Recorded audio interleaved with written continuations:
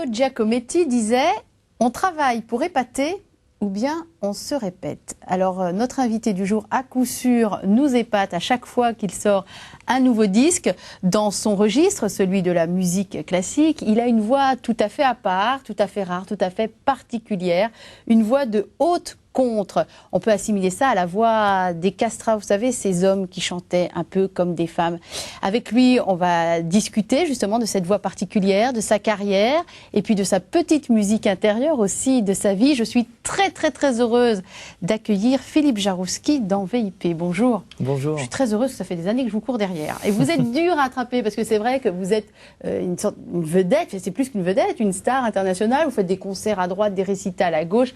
Et puis voilà, quoi, nous les médias, on vous court derrière. Oui, on voyage beaucoup, oui, souvent. Voilà. C'est l'avantage aussi de la musique classique, c'est que c'est pas lié forcément à un pays. C'est vrai qu'on chante Mozart, Handel, Vivaldi un peu dans le monde entier. Et c'est un peu cette chance qu'on a aussi dans ce métier, je trouve. L'universalité de l'art que vous professez. Oui, exactement. Ça nous permet vraiment de voir des différentes cultures, différentes façons de penser, et c'est très enrichissant. Mais vous avez été marqué, vous êtes jeune, hein, vous êtes un jeune trentenaire, vous avez déjà fait beaucoup de choses, 10 ans déjà de carrière, il y a eu d'ailleurs un spectacle pour célébrer vos 10 ans de carrière. Vous avez été marqué plus par une culture que par une autre, parce que vous, quand vous travaillez la musique classique, vous travaillez par exemple beaucoup la musique allemande ou la musique italienne, ou oui. Voilà, mais vous découvrez d'autres cultures aussi. C'est vrai qu'il y a des pays qui me touchent, par exemple, de plus en plus attiré par exemple par l'Amérique du Sud. J'ai envie aussi de plus en plus de faire des voyages sans chanter pour découvrir plus. Ah oui. Mais j'aime beaucoup la culture latine en général. De toute façon, je suis plus attiré par justement l'Italie, l'Espagne et l'Amérique du Sud. C'est vraiment c'est quelque chose qui me touche dans la façon de vivre, cette façon de profiter de chaque jour en fait. Ils ont une façon très hédoniste comme ça de profiter de chaque moment et de faire la fête dès que c'est possible. Alors Philippe Jarouski, vous avez une production discographique assez dense. Hein. Oui, c'est soutenu. Le dernier, je parle très mal italien, je vais vous laisser le dire parce que vous parlez italien. La Dolce Fiamma. Ça veut dire la douce flamme. La douce flamme, voilà. C'est un disque sur Bach, mais alors pas Bach, celui qu'on connaît, pas Bach le père, mais l'un de ses nombreux enfants, il en a eu 11, et c'est le petit dernier, Jean Chrétien Bach. Est-ce que vous pouvez nous présenter Jean Chrétien Bach? Alors Jean Chrétien Bach, oui, c'est vrai qu'on a, quand on regarde par exemple, je sais pas moi, le portrait de lui dans l'album, en deuxième page, là, voilà, où il a cette image un peu poudrée, comme ça. Un peu, avec sa perruque, c'est l'image de l'époque. Hein. On a beaucoup l'image comme ça, même pour Mozart, de ces compositeurs un peu sérieuses, et en fait, c'était tout le contraire. On l'avait vu un peu déjà dans le film Amadeus. Ah oui, le film sur Mozart, bien sûr. Voilà, un peu décontenançait l'image qu'on avait. Dépoussiérer Mozart. Et pour Jean Chrétien, quand on se penche un peu sur sa vie, on a cette même impression. C'est vrai il est le dernier fils de Jean-Sébastien. Il sera même un peu le secrétaire particulier de son père à ces dernières années. Donc un peu le préféré aussi, alors. Un peu le préféré. Jean-Sébastien, d'ailleurs, lui réserve deux clavecins, lui lègue 2 clavecins, et en même temps, tout de suite, on sent que Jean Chrétien a envie de se démarquer, ne veut pas être évidemment trop sous l'influence de l'ombre de son père. Et il ne veut pas être le fils de son père. Voilà, il finit en fait ses études musicales auprès de son frère, Carl Philipp Emanuel, à Berlin. Mais il ne s'entend pas très bien avec son frère, qui connaît pas beaucoup, parce que c'est son frère aîné de beaucoup d'années. Et en fait, c'est un aventurier. C'est ça qui est extraordinaire, c'est que tout de suite, il se dit, moi, comme beaucoup d'ailleurs de personnalités de l'époque, que ce soit en musique ou en littérature, il est tenté par ce fameux voyage en Italie. À l'époque, il fallait aller en Italie si on voulait être un artiste complet. Et donc, il part assez jeune en Italie, et étudier avec notamment le Padre Martini, qui est une référence. Qui est une référence. Et mais pourtant, lui, on l'appelle le Bach de Londres. Oui, alors c'est ça, c'est là où, par exemple, il rejoint un peu l'histoire de Handel, c'est que dès les quelques années passées en Italie, il a tellement de succès, il est le seul de la famille Bach à se tourner vers l'opéra seria. Il change de religion. C'est un peu le rebelle, hein. Voilà. C'est un peu le rebelle de la famille Bach. Il est renié par sa famille parce qu'il change de religion. Il prend la religion catholique quand il arrive à Milan. Alors que la famille Bach était protestante. Exactement.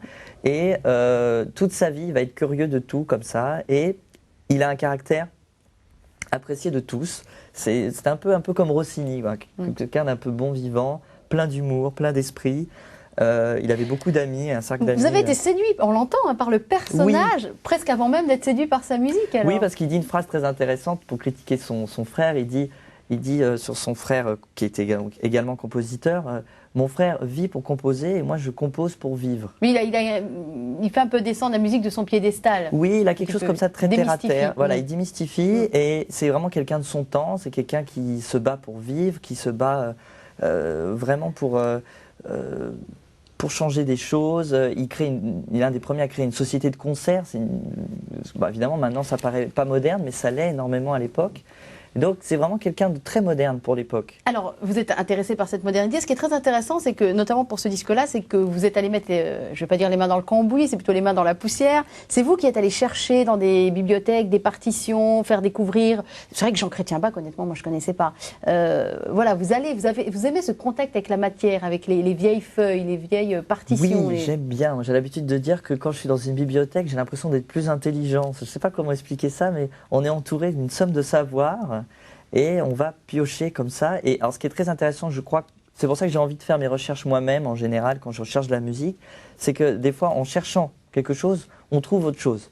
Et c'est ça qui est fantastique dans les recherches, notamment en bibliothèque, c'est que de temps en temps, je cherche un air ou un compositeur, et puis je tombe sur un autre compositeur ou sur une autre période. Et finalement, ça excite en permanence ma curiosité. En Donc fait. vous avez une partition, on peut peut-être montrer, parce que vous nous avez amené des partitions, on peut peut-être montrer à quoi ça ressemble. Ce n'est pas des partitions comme celles qu'on peut voir aujourd'hui. Oui, alors ça malheureusement c'est un fac-similé, c'est-à-dire c'est une édition d'une édition ancienne. C'est la première édition de l'Orfeo de Monteverdi qui passe pour le premier opéra de l'histoire. Et on a cette écriture, pour ceux qui lisent un peu la musique, une écriture en notes carrées. Oui. Mais ça fait très grégorien en fait. Quand on voit la partition, ça a un petit côté grégorien. Ça n'a rien d'effrayant. C'est exactement le même système que pour la notation moderne, sauf que les notes sont carrées. Et c'est vrai que c'est une édition qui date du début du XVIIe siècle. Et donc on avait déjà des éditions musicales extrêmement parfaite et on pouvait lire la musique. Alors vous ouvrez une partition et tout de suite, vous êtes d'ailleurs plus à l'aise, vous le dites, pour lire une partition que pour lire un livre lambda, c'est que tout de suite la musique s'inscrit dans votre tête. Vous avez une partition devant vous, vous avez cette petite voix intérieure, comment dire ça? Oui, c'est vrai que ça étonne beaucoup de gens, par exemple, qu'on arrive à entendre la musique en la lisant seulement. Mais c'est vrai que vraiment l'oreille interne fonctionne. Et... Donc là, vous regardez une partition, vous entendez la musique, que nous, moi je ne vois qu'un livre. C'est-à-dire qu'à force de lire, si vous voulez, on arrive à entendre l'ensemble de ce qui est écrit. C'est-à-dire pas forcément que la partie du chant, également la partie de la basse, par exemple en dessous, ou des instruments. Tout ce qui concerne l'orchestre. Et effectivement, notamment au niveau de la musique baroque, c'est une musique qui est quand même... Qui est votre spécialité. Voilà, et qui a un langage harmonique assez clair. Donc, on arrive quand même à percevoir tout ça intérieurement. Mais il faut se dire que, par exemple, dans le cas de Jean Chrétien Bach, même si on entend intérieurement les choses, je ne sais pas, il se passe des choses étranges quand tout à coup la musique prend vie avec l'orchestre. Parce qu'il y a des choses qui nous échappent, et des dynamiques, une vie. Et moi, j'étais très surpris, par exemple, j'avais des fois des petits doutes sur un ou deux airs que j'avais pu choisir pour l'album. Et quand tout à coup j'ai entendu les violons, la couleur des vents, de tout l'orchestre qui apporte une dynamique nouvelle, tout à coup... il y a un relief incroyable. Oui, la troisième dimension. Alors je vous propose qu'on écoute un extrait parce qu'on entend votre voix parler, votre voix de tous les jours. On va entendre votre voix chanter. Alors c'est complètement subjectif. Les choix que j'ai faits, ce sont les miens. Et je suis allée chercher Sentimi non partir, c'est ça, dans le numéro 3. Voilà, c'est un extrait, une première couleur de ce que donne votre voix dans un contexte particulier.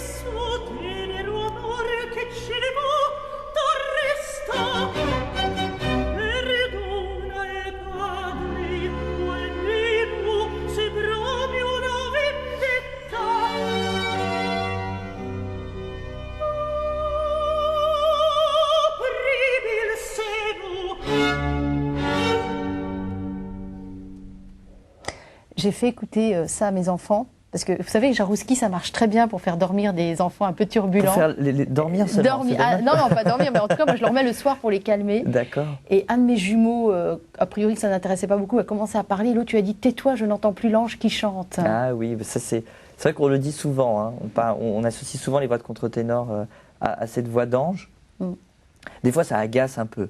Ah parce bon, qu'évidemment, quand on pensait vous faire un compliment. Non, mais c'est vrai que quand on vous dit que vous êtes un ange, il y a j'ai pas dit ça, j'ai parlé de la voix. Non, mais que la voix d'ange, il y a toujours ça sous-entend toujours aussi qu'on a une voix qui n'est peut-être pas capable à exprimer toutes les passions humaines.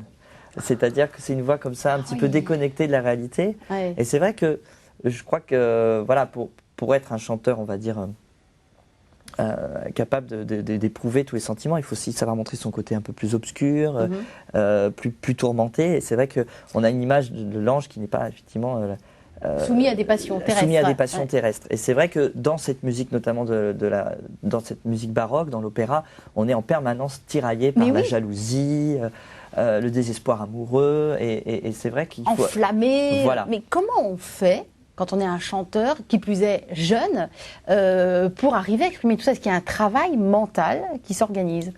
Oui. Ou est-ce qu'on se raconte une histoire? Enfin, comment ça se passe? Oui, il y a un gros travail mental. Ce qui est difficile pour un chanteur d'opéra, ce que j'essaie d'expliquer le plus simplement du monde quand les gens ne connaissent pas trop ce milieu-là, c'est que déjà, il y a une chose de base, c'est qu'on chante sans micro. Dans parfois des grandes salles. Oui, c'est vrai, bien sûr. Et ça change la donne, parce qu'effectivement, on peut être vite obsédé par juste ça, c'est-à-dire sonner. Projeter, la projection de la voix. Projeter au mieux que les gens nous entendent. Déjà, c'est la première base. Mais souvent, on perd effectivement cette idée de départ qui est déjà de dire les mots avant de les chanter. Et souvent, finalement, on se rend compte qu'en étant beaucoup plus simple, beaucoup plus serein, et en étant effectivement, en ressentant les choses de manière plus profonde, la voix sort de façon plus naturelle et finalement sonne naturellement.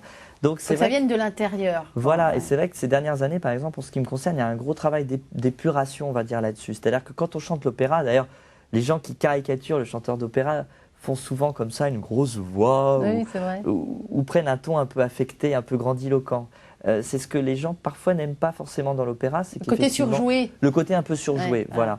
Mais c'est vrai que c'est souvent, effectivement, on est aussi soumis à exprimer obligé d'exprimer des sentiments qui sont extrêmement forts, extrêmement violents, extrêmement contrastés. Et en même temps, il faut aussi trouver une certaine forme d'honnêteté, de sincérité. Donc il faut apprendre déjà d'une part à déchanter, entre guillemets, sans mauvais jeu de mots, et à déjouer aussi, enfin revenir à une certaine sobriété. Voilà. Essayer de toujours aussi garder un deuxième degré, de ne pas être trop caricatural, et tout ça pour permettre au public aussi d'avoir sa propre interprétation, de ne pas être trop explicatif dans sa façon de chanter, sa façon d'être. Mais ça veut dire que c'est un gros travail sur soi déjà. Sur vous, en tant que Philippe Jarouski, en tant que Philippe, où est-ce que je me situe par rapport à mon personnage? Il y a un énorme travail mental. Mais alors, ce qui est quand même très, très, très, très formidable dans la musique classique, c'est que la plupart du temps aussi, on est énormément aidé par les compositeurs qui écrivent sur ces textes à la base. Et ce qui est génial, c'est que voilà, on a souvent, la plupart du temps, à faire, quand on choisit en tout cas, à faire des compositeurs qui ont du génie et qui ont déjà traduit en musique parfaitement les sentiments qu'ils voulaient exprimer. Ce qui fait que nous, on a déjà aussi juste à se laisser guider aussi par ce que nous a laissé le compositeur. Donc forcément, on a déjà une piste fantastique. Comment on fait quand on chante de la musique religieuse, ce qui est quand même une bonne partie du répertoire, et qu'on n'est pas vraiment religieux comme vous? Enfin, vous êtes plutôt athée. Oui. Comment? Alors oui, c'est vrai que c'est quelque chose qui peut être déroutant, même pour le public. Parfois, il y a une femme, une fois, qui est venue me voir après un concert où j'avais interprété une pièce religieuse et qui m'avait dit on sent la foi présente tellement forte en vous. Et je lui ai dit... Elle avait été très émue par ça. Ouais. Voilà, et quand je lui ai dit que je n'étais pas croyant, en tout cas, je ne croyais pas en Dieu, elle était très choquée, en fait. Elle avait l'impression que je lui avais menti quelque part et que je n'avais pas été sincère. Mais je crois qu'en fait... on peut remplacer aussi, on peut remplacer la croyance par aussi une forme de spiritualité personnelle, et que de toute façon, moi je chante beaucoup dans les églises, sans être croyant, je connais la plupart des histoires bibliques, parce que la musique baroque est énormément basée sur les grands personnages bibliques. Je connais beaucoup aussi la peinture autour de ces sujets. Et du coup, forcément, sans être croyant, on arrive aussi à restituer une forme de spiritualité religieuse à travers le chant. Et que finalement, par exemple, quand on fait de la musique baroque, on est par exemple souvent amené à chanter ce texte qui est le Stabat Mater, où effectivement donc on a la Vierge au pied de la croix, et finalement ça fait tellement partie de l'histoire commune qu'on arrive, je pense, à restituer aussi la douleur.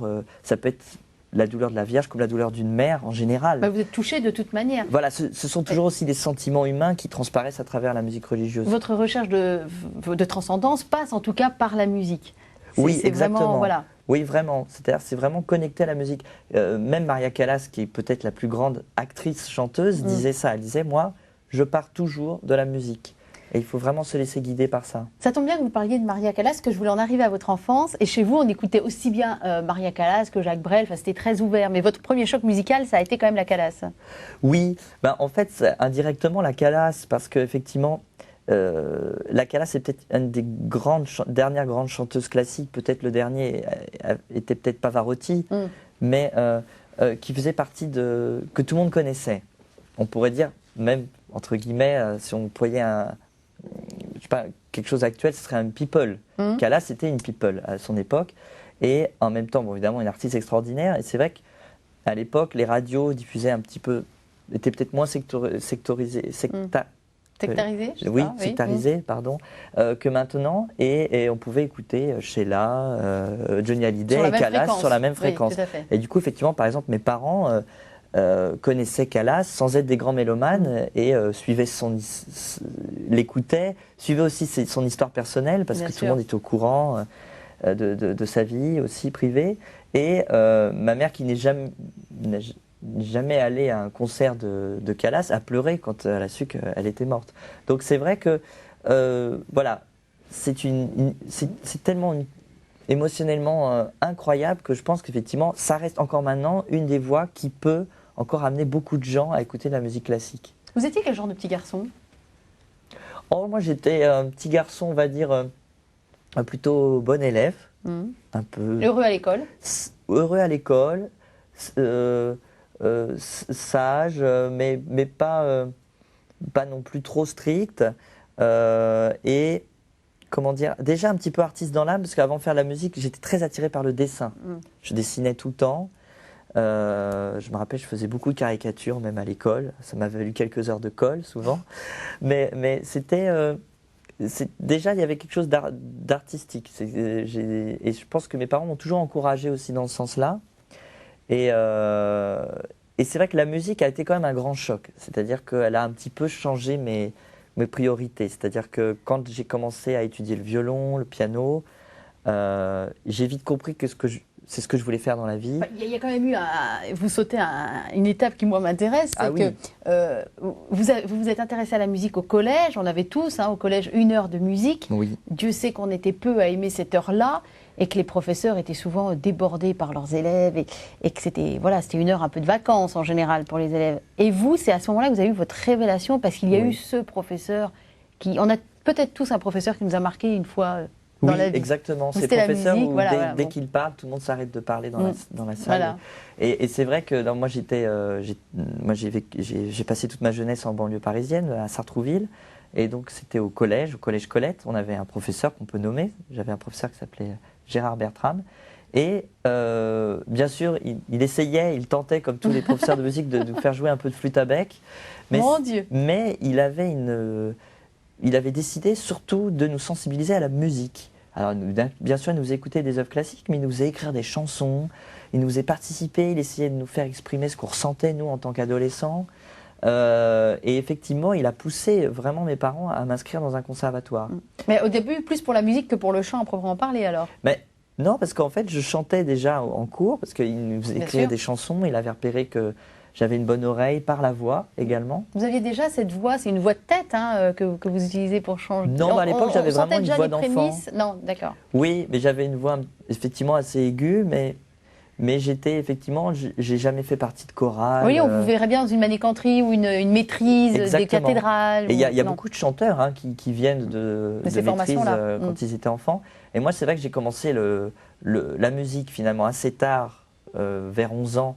Alors, pour le violon, c'est un peu tard parce que pour être un virtuose, il faut commencer à 5, 6, 7 ans. Et puis finalement, je suis revenu à mes premières amours, le chant seulement à 18 ans. Et finalement, c'est là que vous vous épanouissez aujourd'hui. Mais j'imagine que le dessin, je ne sais pas, mais votre apprentissage musical, du violon notamment, doit jouer quand même un grand rôle dans votre manière de déchiffrer, dans votre manière de travailler, dans votre... Oui, bah, le travail d'un instrument, ça apporte une grande rigueur parce que autant on voit, on n'est pas forcément obligé de travailler un grand nombre d'heures par jour. Par contre, c'est-à-dire que vous travaillez combien de temps par jour, vous? Ça dépend, c'est-à-dire s'il n'y a pas de récital, un jour normal. S'il n'y a pas de récital, je peux avoir un cours avec ma professeure, parce que je prends toujours encore beaucoup de cours de 2 heures. Je peux décider juste de travailler un morceau une demi-heure.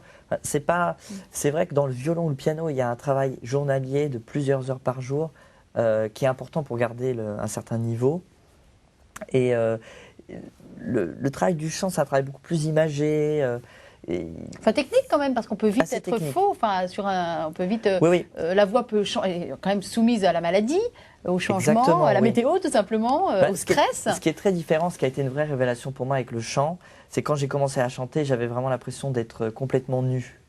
C'est-à-dire que j'ai l'impression que quand même, la différence, c'est que derrière un instrument, on arrive à se cacher un petit peu. Oui. On joue du violon, on joue du piano, mais c'est pas totalement nous. Je sais pas comment dire. Et en chant, déjà, on exprime tout de suite un texte. Je savais au début pas quoi faire de mon corps. J'étais très pudique. Il y a une relation au corps très spéciale quand on est chanteur comme vous, Philippe Jaroussky. Et même encore, je pense que de toute façon, je suis d'une nature plutôt pudique. Et effectivement, finalement, peut-être la scène me permet de vaincre cette pudeur et d'être quelqu'un d'autre. Parce que finalement, sur scène, on n'est jamais totalement comme dans la vie. Et c'est vrai que le chant au début a été un choc parce que tout à coup, dès le départ, on nous parle du corps, on nous parle de respirer, on nous parle de choses que finalement on pourrait nous expliquer plus aussi en instrument dès notre plus jeune âge. Et ça a été une vraie révélation, vraiment. Je voudrais que vous nous montriez un objet que vous nous avez amené. C'est vrai que j'aime bien demander aux invités d'amener un objet qui compte dans leur vie. Vous avez choisi un objet très simple, très classique même pour un chanteur classique ou pour tout musicien.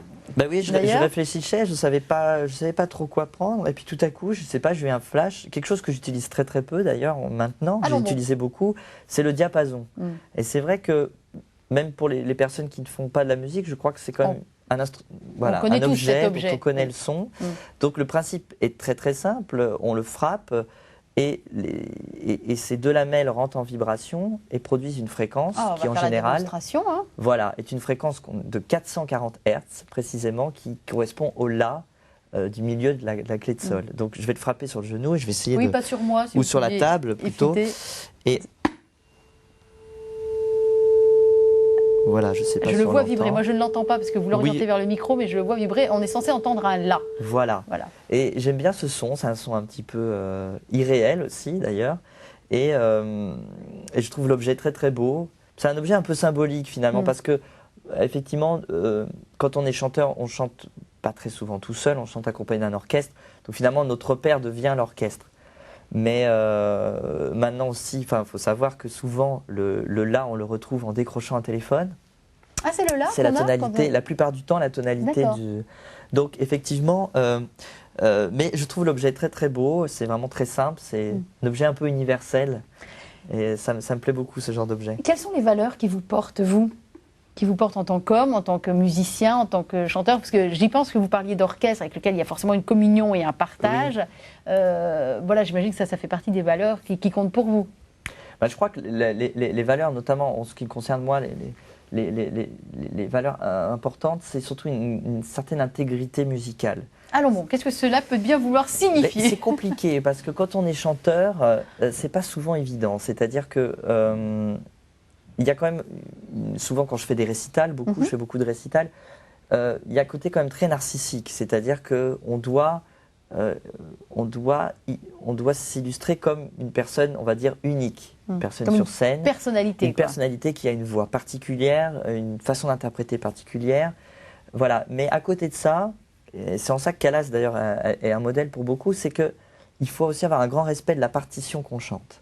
C'est-à-dire vouloir vraiment mettre en valeur le plus possible le compositeur ou défendre le plus possible la musique qu'on est en train d'interpréter. C'est-à-dire ne pas se servir de la musique pour son ego, mais vraiment défendre la musique. Et c'est ce que j'essaye de faire aussi quand je travaille avec un orchestre, c'est que vraiment on soit au même diapason là-dessus, c'est-à-dire que on essaie tous de faire au mieux, mais pas forcément pour des intérêts personnels, mais pour la musique. Mais alors comment on trouve, qu'est-ce qui va faire qu'un même air chanté par Jaroussky ou chanté par un de vos collègues ne sera finalement pas exactement le même air, parce que vous n'avez pas servi l'artiste de la même manière? Comment on trouve cet équilibre entre je m'affirme en tant que chanteur et en tant que personnalité, mais je respecte Jean-Chrétien Bach en l'occurrence pour le CD que vous sortez, et l'orchestre qui m'accompagne? Enfin, c'est un équilibre qui est quand même extrêmement subtil. C'est un équilibre qui est difficile et qui est justement un équilibre qu'il faut laisser faire un petit peu, c'est-à-dire que... Il faut lâcher un peu prise finalement.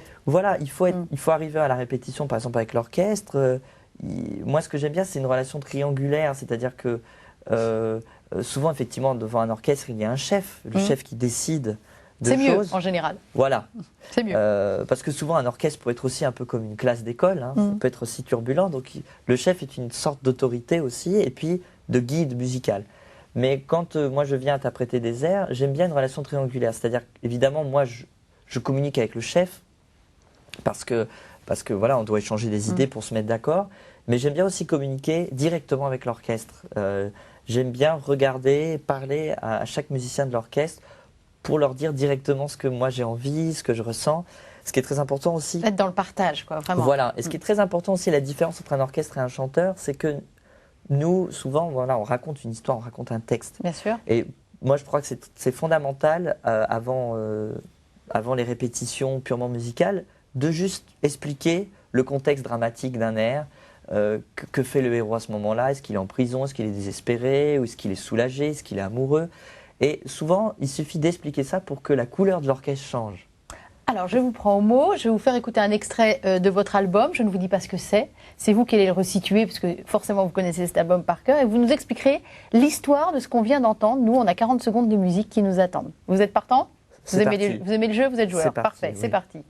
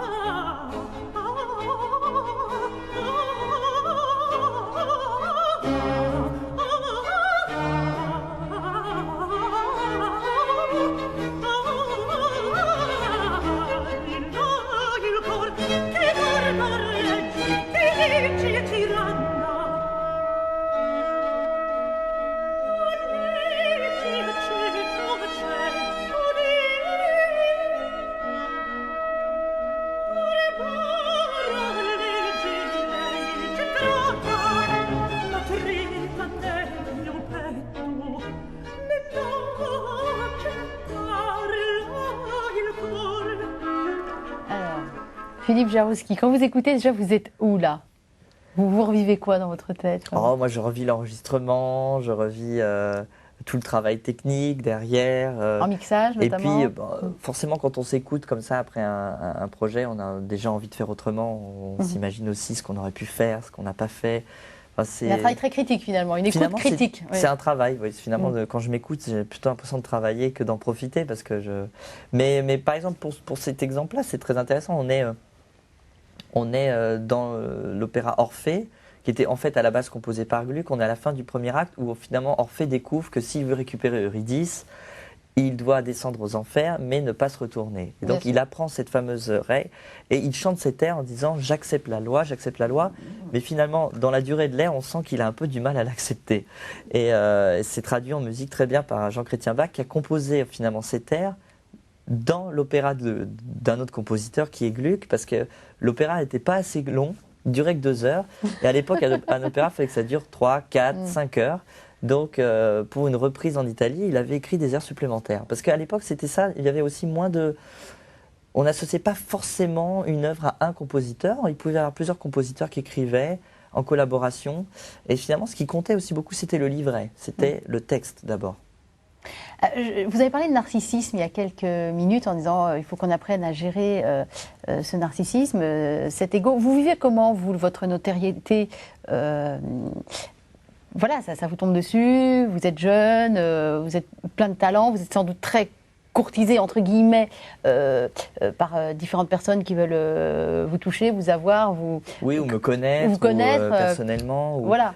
Comment vous gérez ça? En fait, c'est vrai que c'est très très dur et je me suis fait la réflexion notamment pour les acteurs très connus, parce qu'évidemment, moi, à mon niveau, c'est encore très très gérable, on est dans le domaine classique, il y a une starification, entre guillemets, qui reste raisonnable. Très très raisonnable, avec beaucoup de respect de la part du public. Mais c'est vrai que par exemple, on fait beaucoup de concerts, on a la chance de faire un métier dans lequel on est applaudi pour ce qu'on fait. Les gens après le concert, en général, vous disent que vous êtes formidable.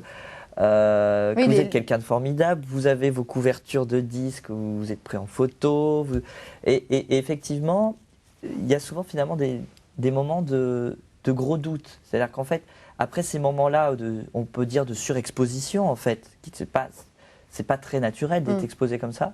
On a des moments où on se dit, mais ce que je fais est vraiment bien? Est-ce que je mérite tout ça? Alors qui vous met les pieds sur terre à ce moment-là? Ou avec qui vous partagez ces doutes pour vraiment savoir où est c'est-à-dire qu'en fait, moi j'ai une ligne de conduite dans la vie privée qui effectivement, j'ai une certaine méfiance à l'égard on peut dire, de personnes qui ont envie de me connaître parce qu'elles me connaissent en tant qu'artiste.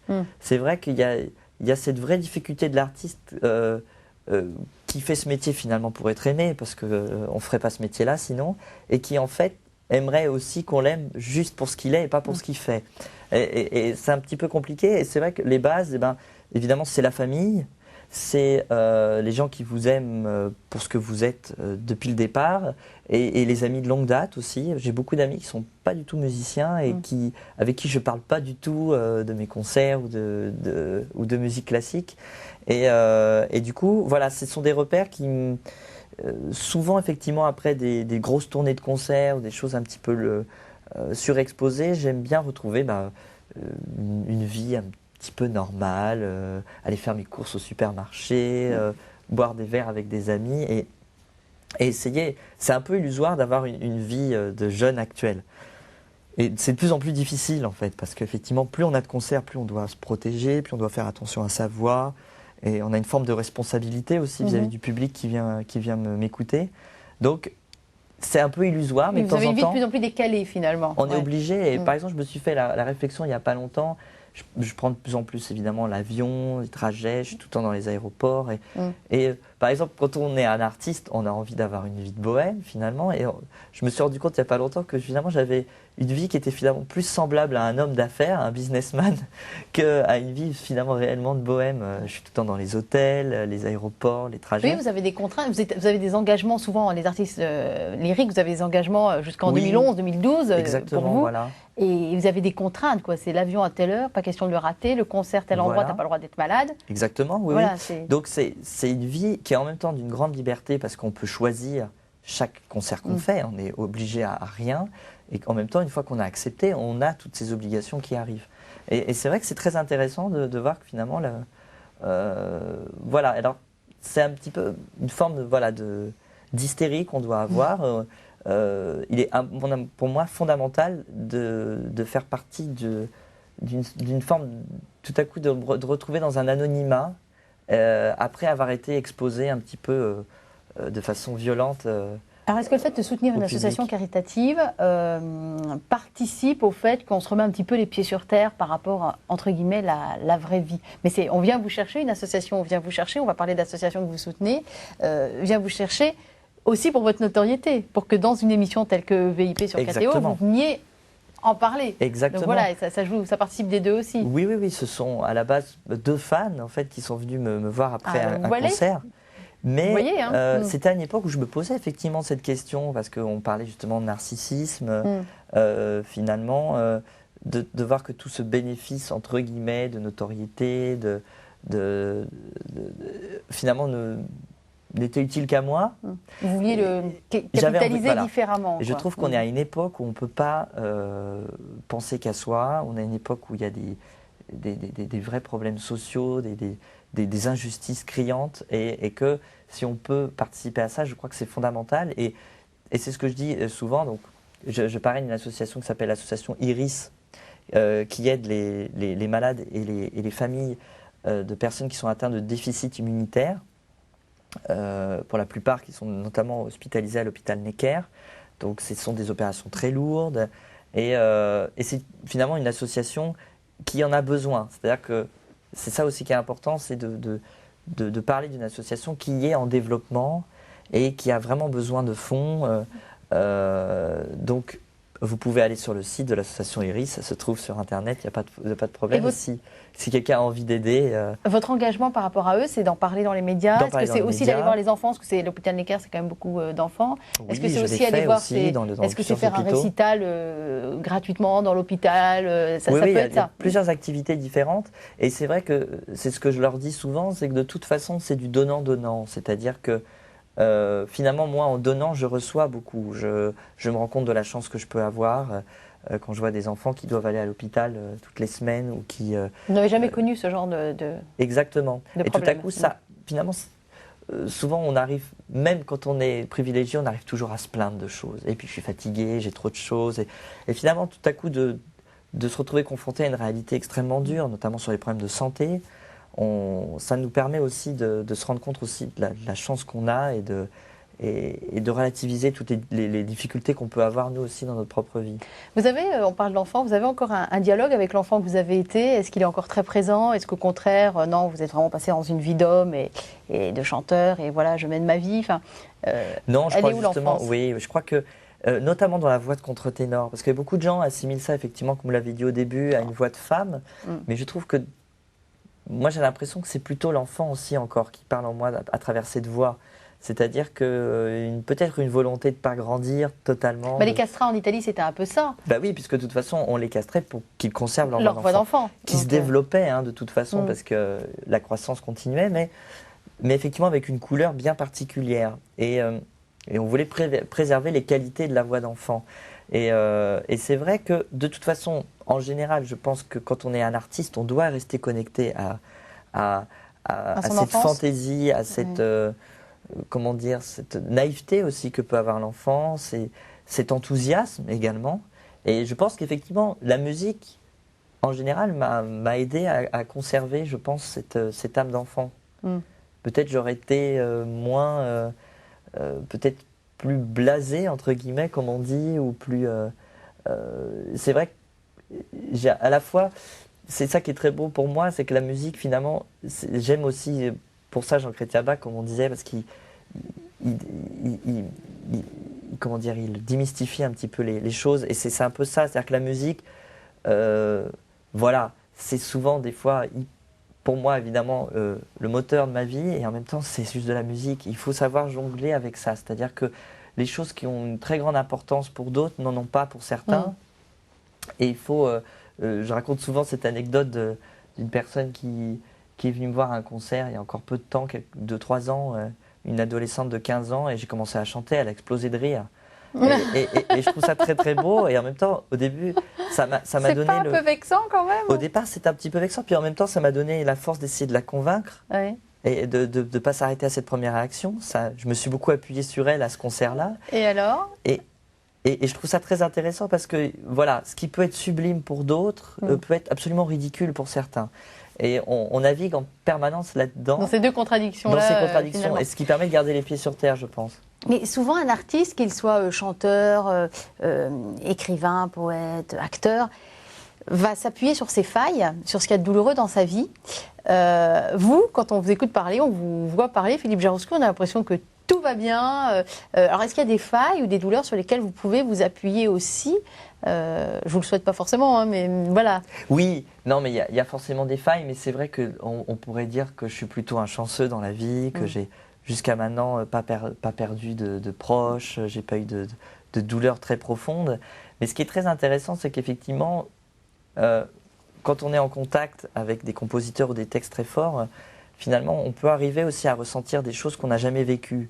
C'est ce qui est la part commune de tout le monde. Ce qu'on si vous disait voulez. aussi sur la foi, finalement. Comment vous arrivez à transmettre une musique religieuse alors que vous-même, vous n'êtes pas croyant. Voilà, C'est participe de la même chose. Je parle souvent de cette phrase de Piaf à qui on a demandé après un concert mais ce soir, c'était particulièrement émouvant. À quoi vous pensiez? Elle répond je ne savais pas si j'avais fermé le gaz chez moi. Et c'est vrai que je crois que cette distance est importante. C'est-à-dire qu'il n'est pas nécessaire d'avoir, je pense, même si c'est peut-être utile, mais d'éprouver absolument de façon, dans sa vie privée, des sentiments extrêmement violents pour peut-être quand même réussir à les transmettre.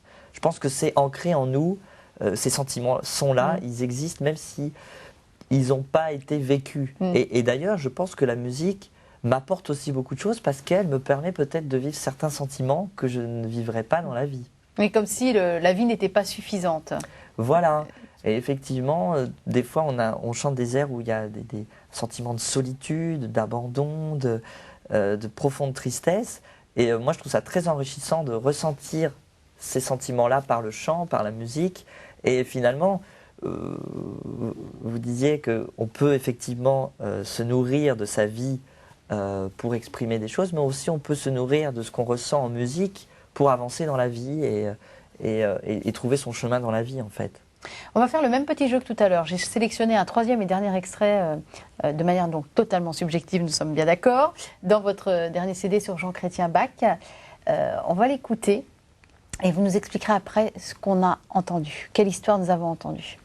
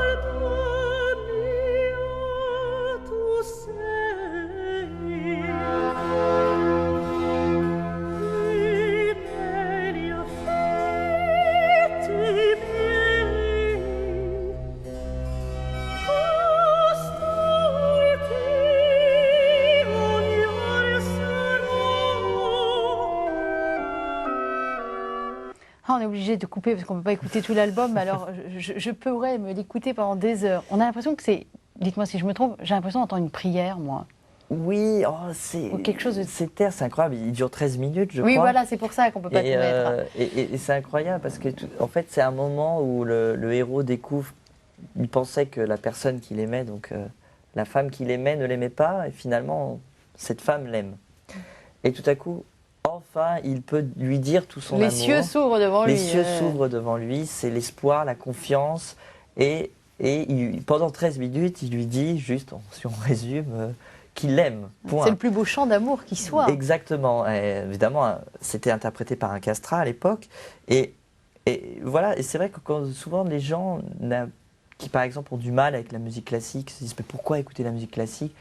Moi, je trouve que, par exemple, cet air est un bon exemple parce que tout à coup, c'est vrai qu'on est dans une société où tout va à 100, 200 à l'heure.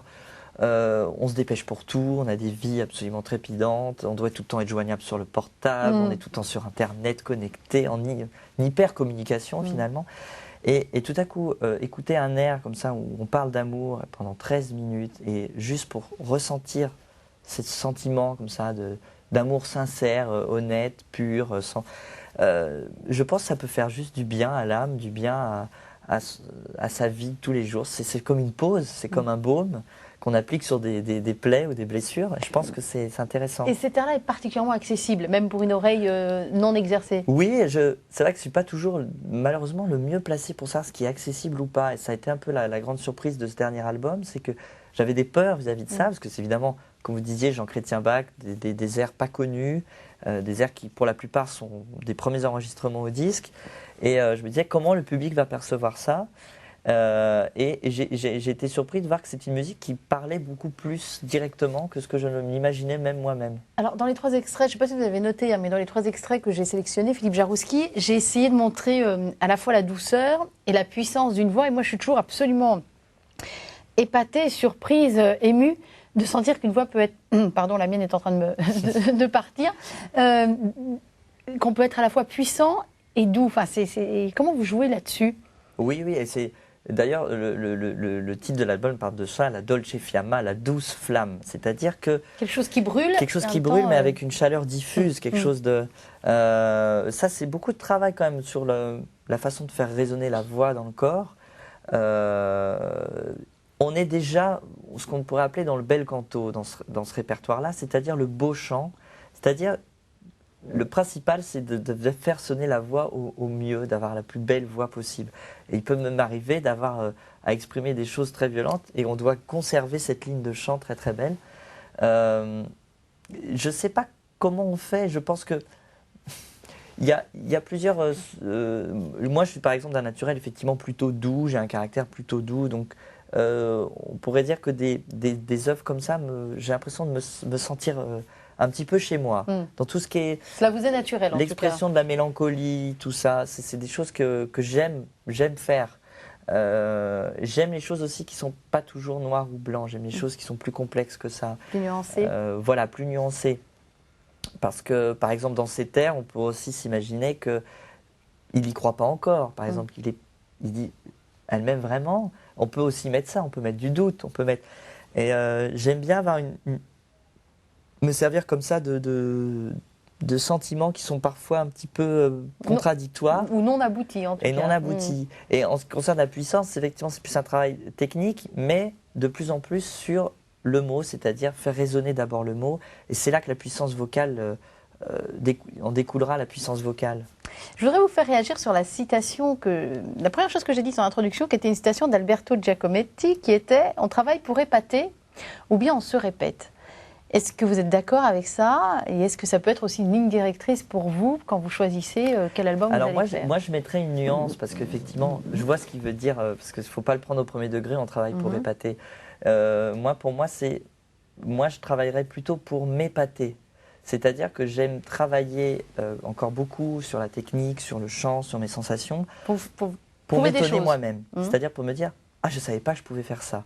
Mais pas vraiment pour épater le public. Faut pas prendre ça au premier sens du terme. Mais c'est vrai je pense qu'on travaille pour se surprendre soi-même, pour se dire, pour avoir moi, des fois, il m'arrive de me dire, je pensais pas que le corps humain pouvait faire ça. C'est-à-dire que je pensais pas que moi, je me mettais certaines limites mentales, et tout à coup, ces limites mentales, on se rend compte qu'on peut les franchir, et physiques également. Et il faut avoir confiance en ça. Il faut avoir confiance aux capacités incroyables que peut avoir le corps humain et l'esprit humain, et ne pas se fixer de limites. Je sais pas, à la fin de la citation, c'était... On travaille pour épater ou bien on se répète. Voilà. Moi, je dirais, on travaille pour s'épater ou bien on s'ennuie. Et c'est vrai que je pense que j'aurais l'impression de m'ennuyer si je n'avais pas l'impression de poursuivre un but, pour améliorer certaines choses. Des fois, ça peut être des détails, des fois, ça peut être une conception générale, des fois, ça peut être une note sur un morceau, c'est très variable. Mais alors, c'est quoi votre but au-delà du prochain album et encore du suivant? Vous avez vraiment un but dans la vie, on peut le dire comme ça? Oui. C'est-à-dire qu'il y a on parlait justement d'intégrité, un but de sincérité, c'est-à-dire toucher le plus souvent possible une vraie sincérité en concert, ce qui n'est pas toujours évident, comme on disait tout à l'heure.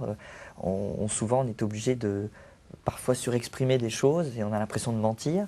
Donc, c'est vraiment trouver quelque chose de vraiment qui parle à tout le monde, qui puisse être universel. Et puis, je crois que quand on est un chanteur, on a une certaine connaissance intérieure de sa propre voix. C'est-à-dire qu'on sait dans un coin de sa tête quelle est la voix auquel on pourrait aspirer au mieux. C'est-à-dire la voix la plus en forme, la voix la plus libre possible. Vous n'y êtes pas encore, d'après vous? Non, c'est un travail de toute une vie, en fait. C'est ça qui est intéressant. C'est-à-dire qu'il faut être patient avec soi-même. C'est un idéal qu'on n'atteint jamais.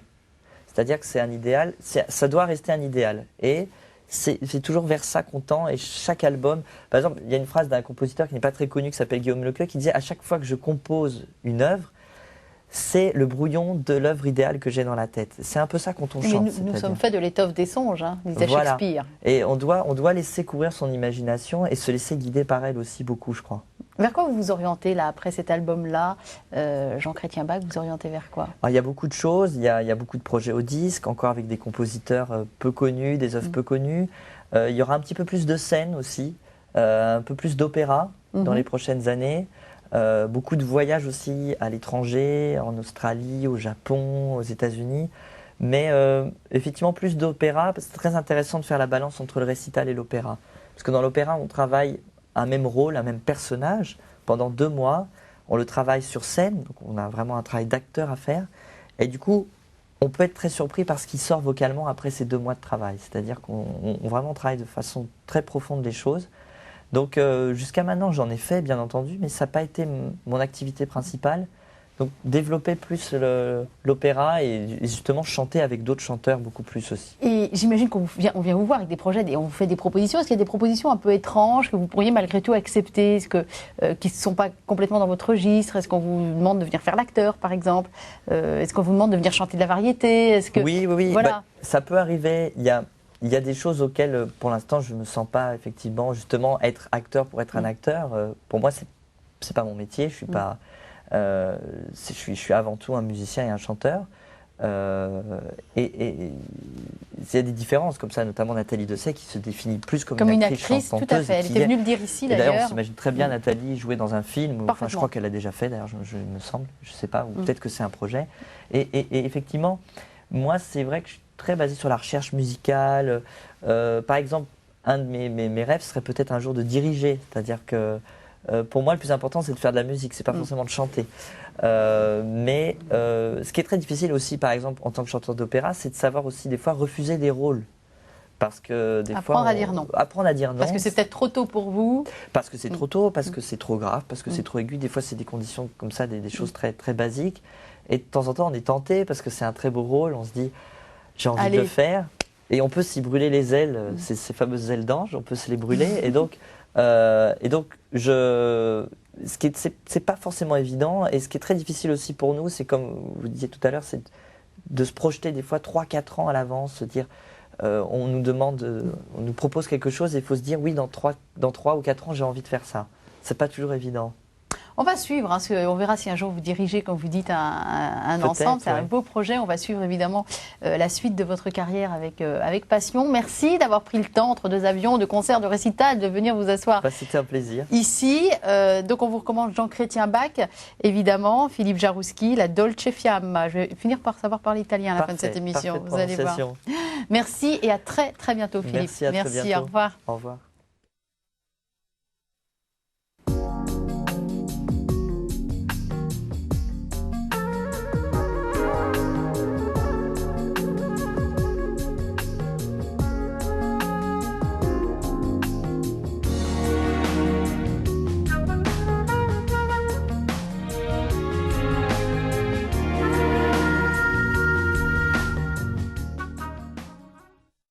Tout de suite.